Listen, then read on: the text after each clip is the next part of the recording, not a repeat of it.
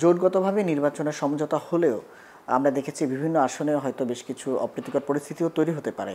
সেসব বিষয় নিয়ে আসলে আপনার দলের ভাবনা কি? না, এটা জোটের কারণে হবে না।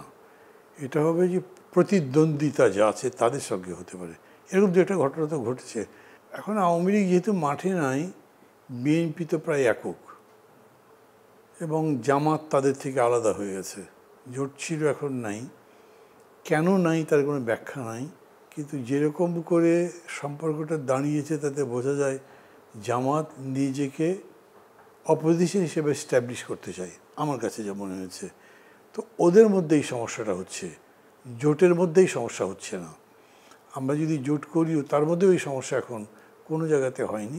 আছে হয়তো কোথাও কোথাও ইন্ডিভিজুয়াল প্রার্থী, জোট প্রার্থী অ্যাগ্রি করতে পারছে না, সেগুলো সমস্যা তো হবে, সেগুলো আলোচনা করে বা সাংগঠনিক প্রক্রিয়া সলভ করা যাবে।